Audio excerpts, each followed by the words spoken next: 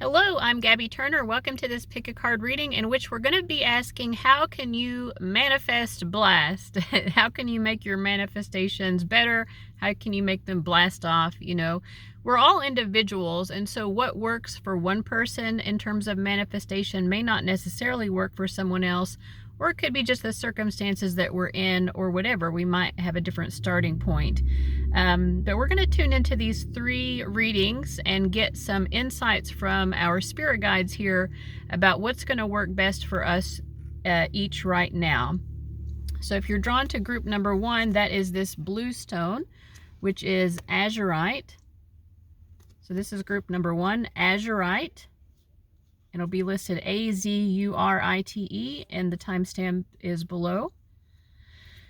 Group 2 is Vanadinite, this sort of brownish orange stone.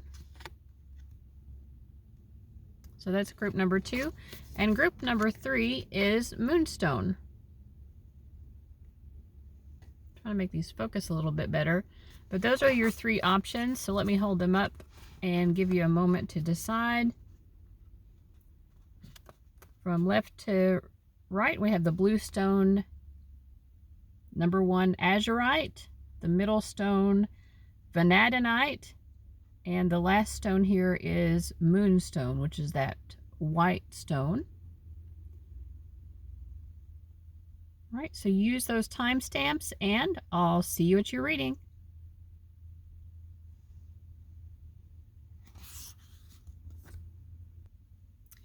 All right, group 1, you chose this beautiful blue Azurite. So let's go ahead and see what your manifestation blast off is going to encompass. So the initial energy I get as I was doing my pre-shuffle is that you don't always necessarily see eye to eye with your spirit guides. So I think you do have a natural connection, and sometimes you know that you're being guided to do certain things, or maybe you're using tarot cards to ask, should I do this or should I do that? And I think you're not always agreeing with the guidance that you're getting, and you're like, yeah, but I would rather do this other thing, or I think this other thing would be better to do. And I feel like your spirit guides are saying, you know, what you are learning to do here is following your own gut instincts, which is a way of following what's called inspired action. So the inspired action doesn't always, the inspiration part of inspired action, it doesn't have to come from your spirit guides. It can come from within you. It's just that propeller that says, go, move, you know, go in this direction, do this thing. If that is coming up from within you, then, and urging you to take a particular action, and that action just feels like the right thing to do, then that is what you should do. But I think your spirit guides are noticing you, you know, like they're noticing you. It was looking like that in this order when I was looking at it. These are your spirit guides, like they're noticing you kind of being at odds with that or uneasy with that process, because you're torn, because you're like, well, my spirit guides often give me good guidance. So wouldn't they have the higher path? Wouldn't they know better what to do here? And I shuffled and the Hierophant keeps coming up. They're saying, yeah, we do have a lot of knowledge here, but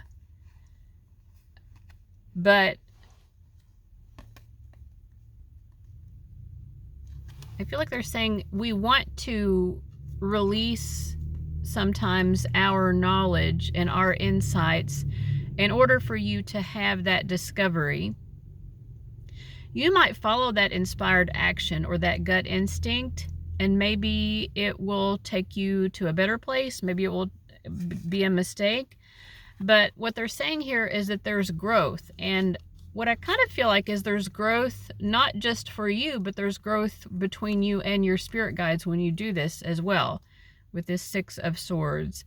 There's like a greater understanding that occurs between you and your spirit guides when you empower yourself to do what feels right to you, even if it contradicts the guidance of your spirit guides. Let me see why that is. I'm trying to understand here. We have a lot of swords coming out. So I think first of all, like, you're someone who manifests partly through your mental understanding and comprehension of things. It's not so much as visualization. I'm not saying that you shouldn't use visualization, but I think that you all are really, almost like really good at manifesting through problem solving or being very rational in a way.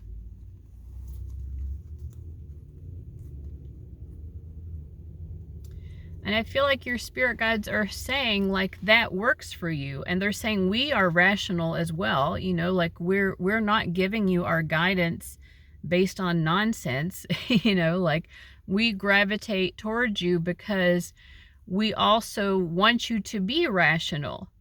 And they're saying if you take those rational, problem solving, you know, pattern spotting, mental powers that you have, and also we add to it through our connection to you, you take that and you're putting it into the ground, almost like you put a plow into the ground to till a field, right? You're taking the mental and you're putting it into the physical, the material realm, and you're churning that soil and you're making something happen with what is materially available to you.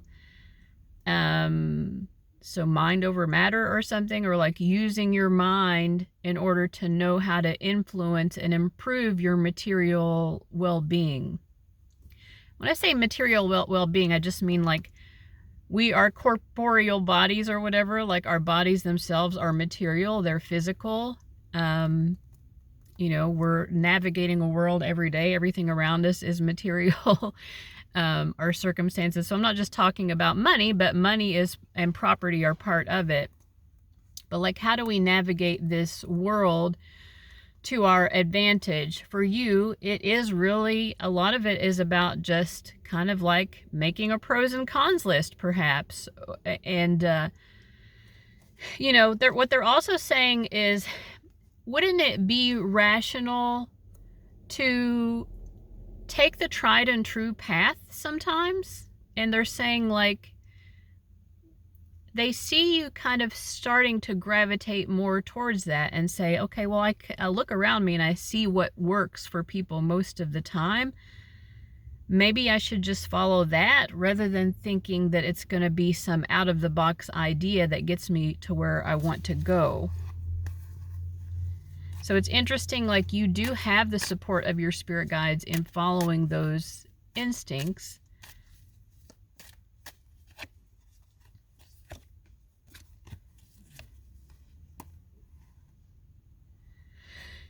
But even when you choose to do something that is different from what you think your spirit guides are suggesting that you do, you know, they have this sort of motherly love towards you because they see you as being willing to embrace the adventure of life here. And your spirit guides, it gives them more to work with as well. Like, when you, it's almost like it creates more of an adventure for them as well in terms of being a spirit guide. And that's a little harder for me to understand, but it excites them in a way. They're like, oh, this is intriguing. You know, group one has connected with me. I've told them this would be the way to go in order to get where they want to go. And, or this would be the best for them. They're choosing something else and they're saying, okay, now it's sort of switched up my own, you know, they're choosing a different path. So it's almost like a choose your own adventure that affects your spirit guides as well on their end of it.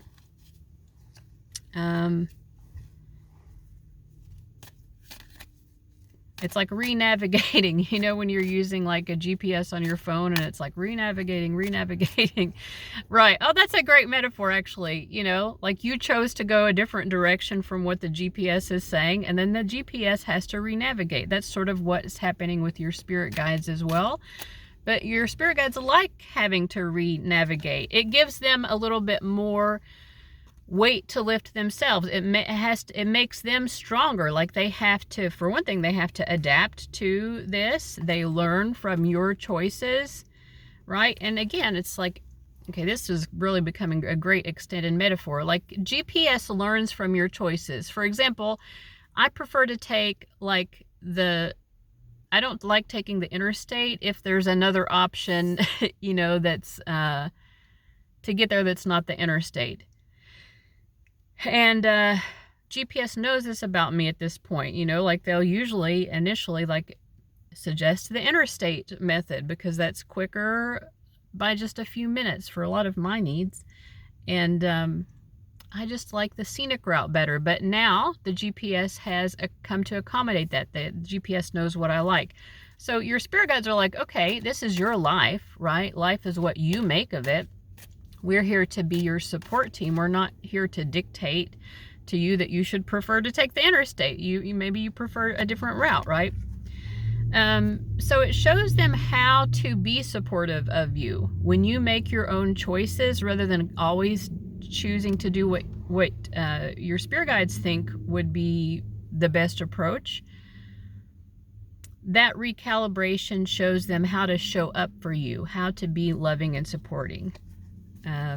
Okay, you're wanting this type of life, you're wanting this type of experience, you're wanting this type of outcome.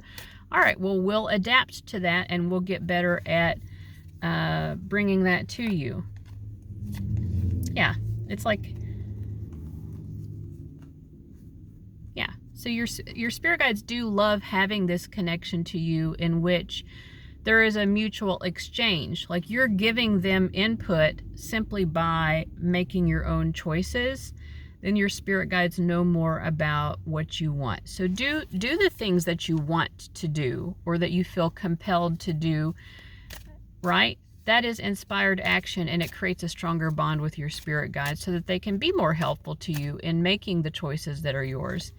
Is there anything else here to say about how to better manifest?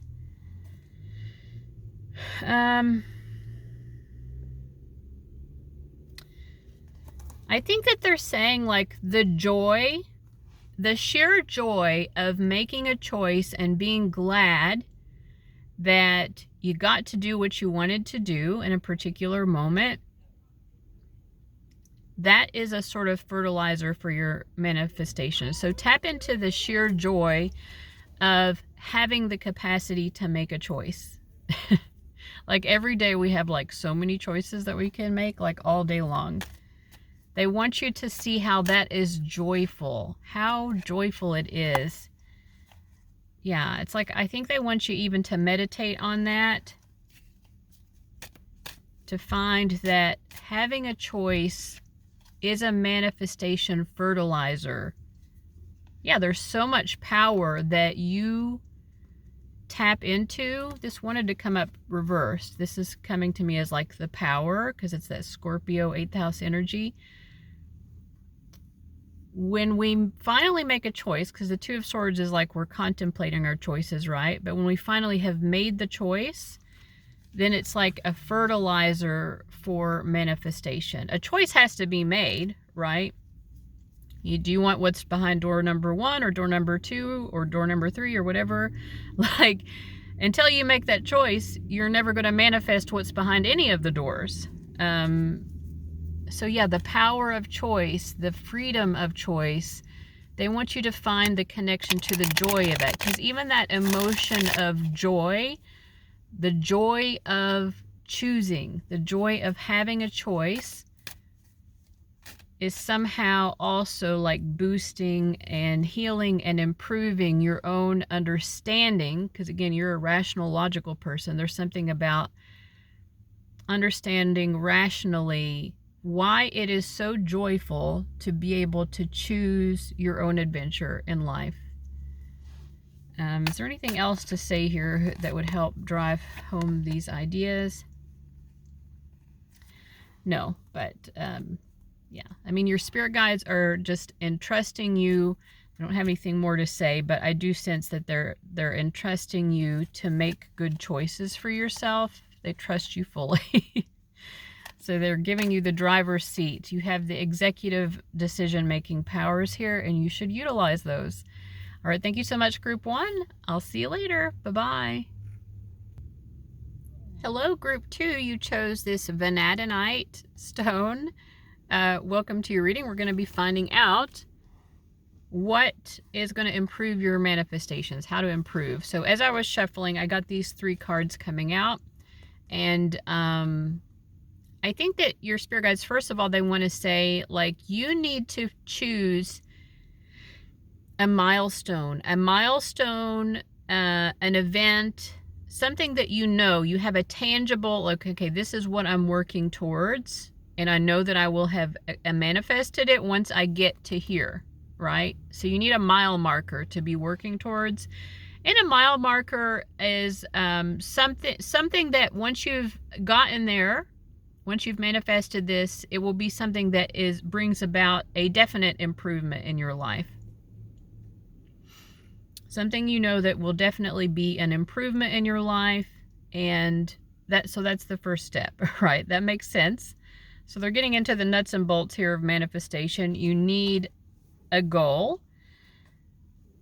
I think basically it's like sometimes we can be throwing a lot out into the universe, like randomly, like, well, I want this, I want that, right? Trying to manifest things, and we can even forget what we've asked for sometimes, or what we've put out to the universe that we want.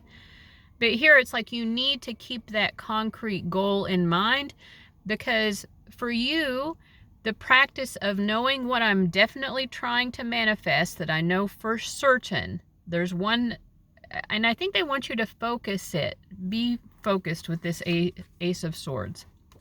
Like, choose one thing, one powerful change or outcome that you want to bring about in your life that you can tangibly work towards, and then you will know when you've manifested it when you get there.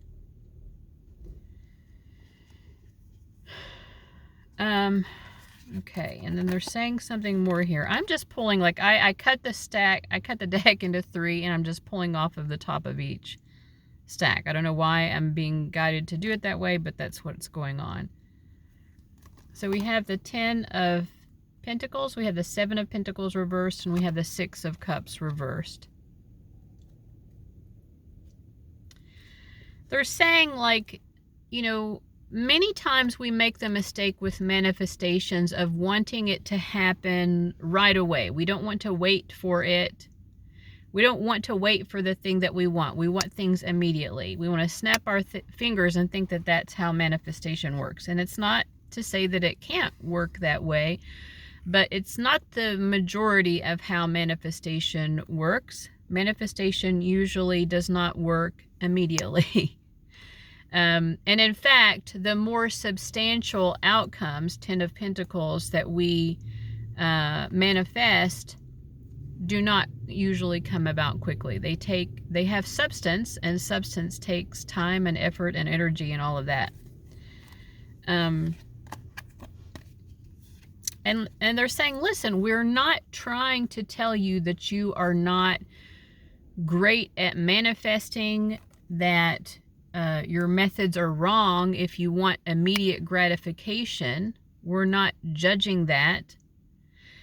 We can appreciate that you know what you want out of life, and that you know when you want it, right? Knowing what you want and when you want are also helpful to manifestation.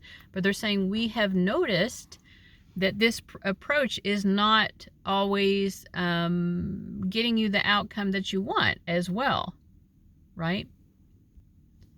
So sort of like constantly throwing darts at a dartboard, but they're not hitting that dartboard. And your spirit guides are just saying, like, pick one solid manifestation that you know that you want, and be willing to put in the time and the energy to get there, and you will achieve it. Like, it will happen. Like, and this will be, they want you to focus on something that is a specific improvement of your life. Not something that's sort of flippant, like, oh, off the top of my head, I think I want a new beautiful dress. And it's like, okay, do you really want a beautiful dress, or did you just happen to see someone else in a pretty dress and it made you think, oh, I would love to manifest that for myself? They're saying, like, focus, like what is going to bring, and maybe it is a pretty new dress, but like focus your mind on something that is very tangibly going to make a significant improvement in your life, because you're trying to demonstrate to yourself your powers of manifestation, and the way that you do that will be creating this milestone marker, a signpost that you will navigate yourself towards. And then what they're saying for you, group 2, is to not overthink it and not over worry it, right? We have the King of Swords reversed. We have the Prince of Cups reversed. So this is like, we don't want to put too much mental and emotional energy into this in a sort of overthinking or ruminating or worrying, okay? We don't want to do that. Like, we've chosen our milestone. Maybe it's like, I want to publish a book, right? Something like that. So you do that, and then what comes next is the faith. The faith that you will manifest this outcome. And then they want you to focus on building that faith through loving the process. So with regularity, you are engaging in the manifestation process. You're doing tangible things. We have the Princess of Pentacles towards that goal. Let's say, again, like it's publishing a book. So what are you going to be doing? You're going to be writing in that sense. So if you're manifesting a fit body, you're going to be like exercising and eating better. Whatever it is that you're trying to manifest, whatever that milestone is, you're going to be putting the tangible efforts in. And faith is built through putting in the tangible efforts, the faith that you will see the outcome that you want, putting in the tangible efforts, and loving the process. For whatever reason, they really want you to focus on enjoying the process, the journey of the manifestation cycle, rather than just that snap result, right? Because we have the Tower card reversed. So there must be something going on with you guys where you've been focused a lot, and I know that I've done this also, wanting the manifestation to happen like quickly, like I want to manifest it today, I want to manifest it this second, this hour, right? And they're trying to help you develop better, I'm hearing a healthier approach to manifestation, actually. And that is like enjoying the process. It's almost like a mindfulness exercise. You know, when we're engaging with the world mindfully, we're really appreciating our 5 senses are fully engaged.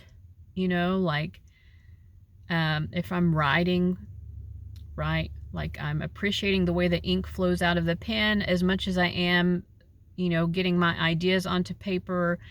I'm appreciating, maybe I have some quiet music playing or whatever, but they really want you to enjoy. It's not a task, it's enjoyment. So if you're putting effort into this manifestation and you're kind of forcing it in the way that it feels like a task, they're saying no, like make it a beautiful, wonderful, aesthetically, mindfully pleasing experience that you're working on this.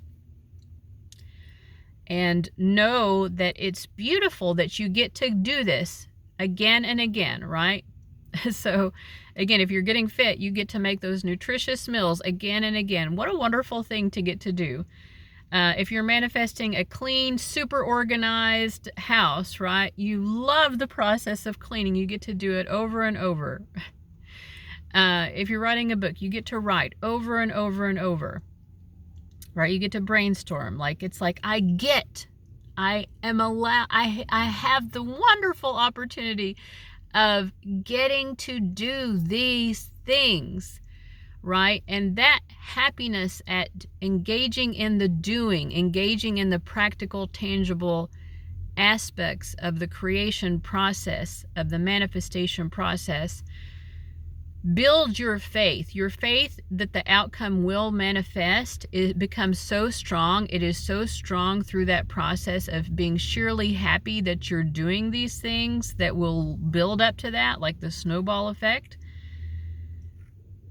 this is what's going to build your faith. And I keep saying faith because that also for you guys is an important part of the process. I think because your faith has been eroded by the fact that so many times you've tried to throw that dart at the dartboard and get an immediate result, and you're thinking, well, I guess I tried to manifest the wrong thing, or like that just wasn't meant for me, or, you know, like maybe I'm not manifesting the right way, you know, whatever you were thinking. But your spirit guides want you to refashion your own mindset, because you are very capable at manifestation, and building that belief that you are a powerful manifester is connected to building the faith. Building faith in this milestone, I will get there. This is going to happen. I am going to manifest this without a doubt. And I'm going to enjoy the process. And I'm going to keep enjoying the process, because the process is going to take many, many revisits. You know, like it isn't one writing session. We don't write a book in one writing session. We don't build a fit body in one exercise routine and then we're done, right? You know, we can't just do laundry once and then say, okay, now my entire house is organized. It doesn't work that way. Okay. And then they're saying, like, they want you to understand each time that you return back to these moments of doing, which I've mentioned, like it could be the writing session, the exercise session, whatever it is, and you're enjoying that process, they want you to focus on the enjoyment of this specific moment rather than focusing too much on the bigger picture. I mean, yes, you do want to have that faith that the outcome you're seeking will come, but again, we're not ruminating on it, because faith doesn't require ruminating. Faith requires being in the moment and trusting the process. So we're enjoying the moment, and we're trusting that the moment that we're in and the actions that we're taking are going to bring results, the results that we desire. Okay, so I think this was a really beautiful, I think it was a helpful message. It ended up being very helpful to me. But okay, anything else that group 2 needs to hear about manifesting? I'm getting most cards reversed here. Yeah. The focus is on enjoyment. Yeah, but that's just a final, like, underlining that the importance of that. Enjoying the process of manifesting is very key to you guys. All right, so group 2, I hope that that was helpful. Thank you so much for watching, and I'll see you later. Bye-bye. All right, group 3, welcome to your reading. You chose this Moonstone, and let's go ahead and see what your spirit guides want to tell you about how to manifest better, how to have dramatic improvements in your manifestation practice and approach. So let me just continue my shuffle here. What do your spirit guides want you to know? What's the best way?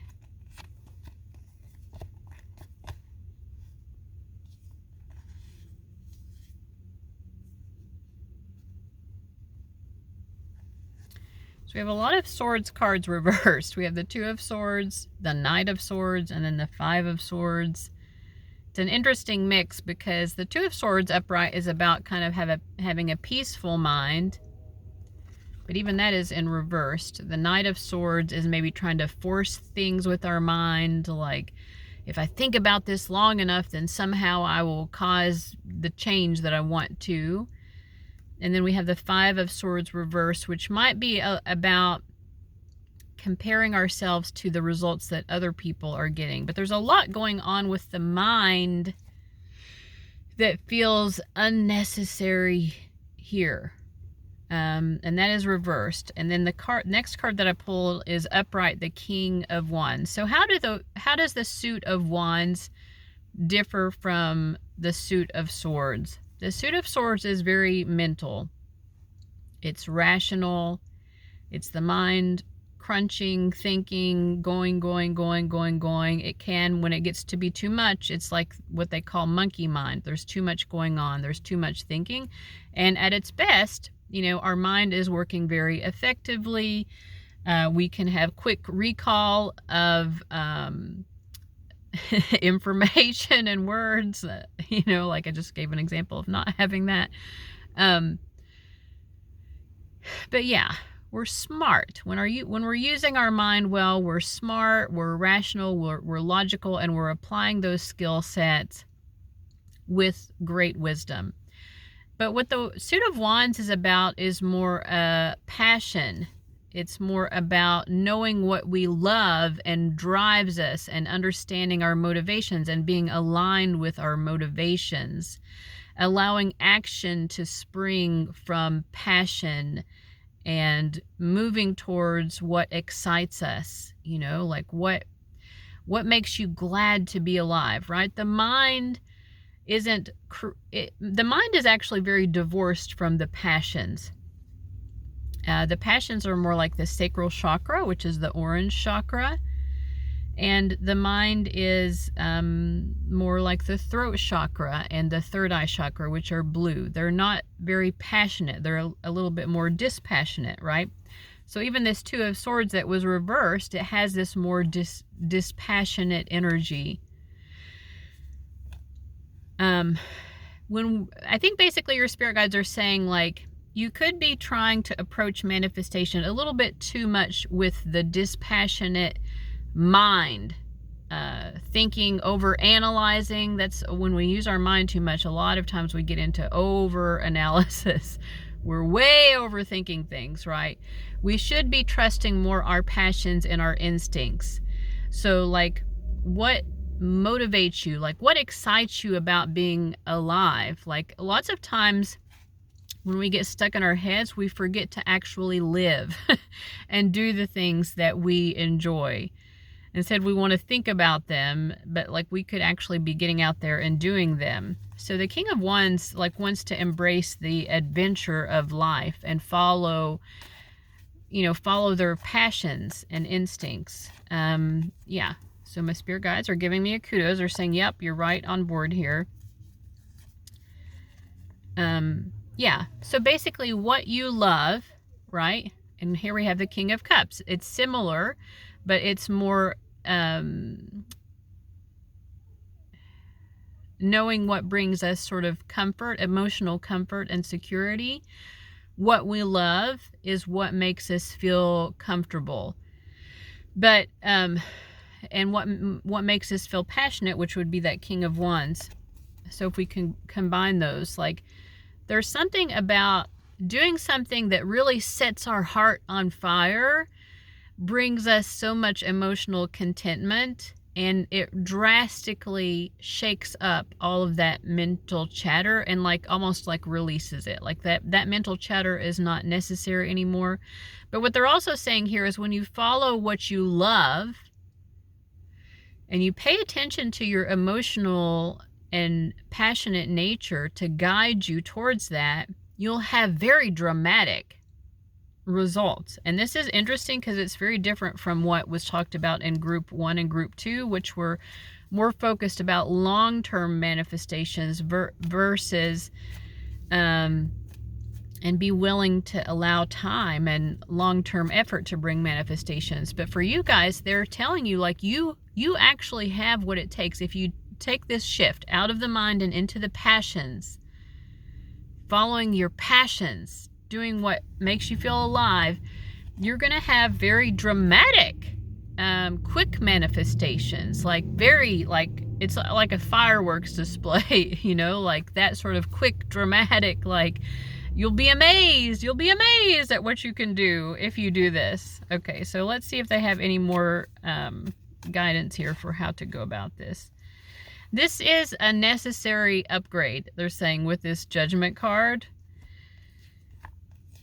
Because they're saying this is a necessary upgrade because you have been shooting yourself in the foot. You have been getting in your own way with your manifestations, and you are so, like, they're just telling you the sky is the limit with your manifestation potential. But you see, all of this is reversed. Like, there's so much that, like, accolades and why am I hearing investments? Like there's so much that you could be, like nest eggs. Like there's so much that you could have already had if you had already done this. But they're saying that's okay. We're not wallowing in regrets here, but we're just letting you know, like, the potential, man, you've got so much potential and it is time to tap into it. They really want you to stop holding yourself back, basically. That's what they feel, is that you're holding yourself back. Because when you stay stuck in your head, you are getting stuck. I mean, that being stuck in your head is getting you stuck in real life too. It's like, yeah, you're blockading yourself here. So let's stop focusing on what you're doing wrong. But they want you to look at what all the potential is too, and to get excited about all of that potential manifestation. They're telling you you have the skills and talents to manifest basically anything that you want. I keep hearing like, or getting like, the sky is the limit, the world is your oyster type of energy.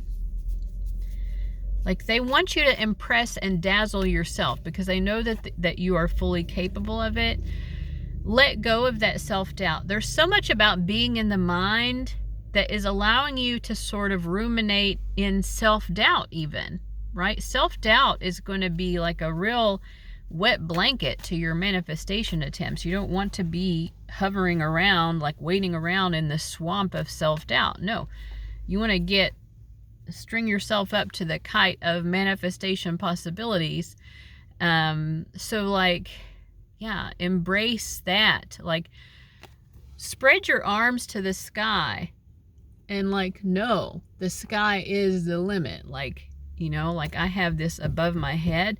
They were giving me this image earlier and I didn't know it was connected specifically to this reading, but like they were telling me like you have allowed a ceiling over your head as well. Like, get outdoors and literally raise your arms above you like these people are actually.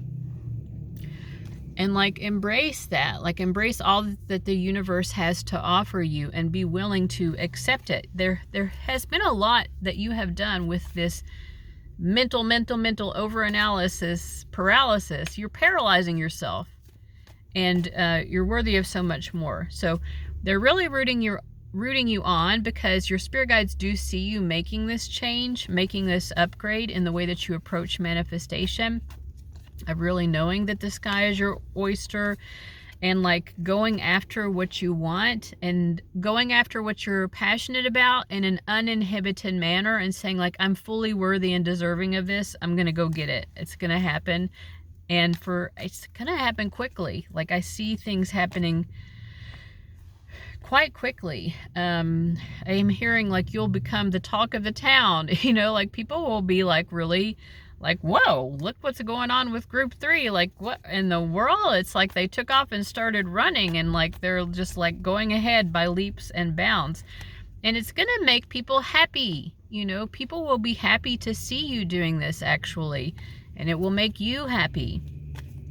All right. So anything else that your spirit guides are wanting to tell you? So we're getting 3 cards reversed here. So that is a no. There's nothing else to say. But, yeah, embrace the sky. Embrace the sky. The sky is your limit. Embrace the sky. All right. Group 3, thank you so much for watching, and I'll see you later. Bye-bye.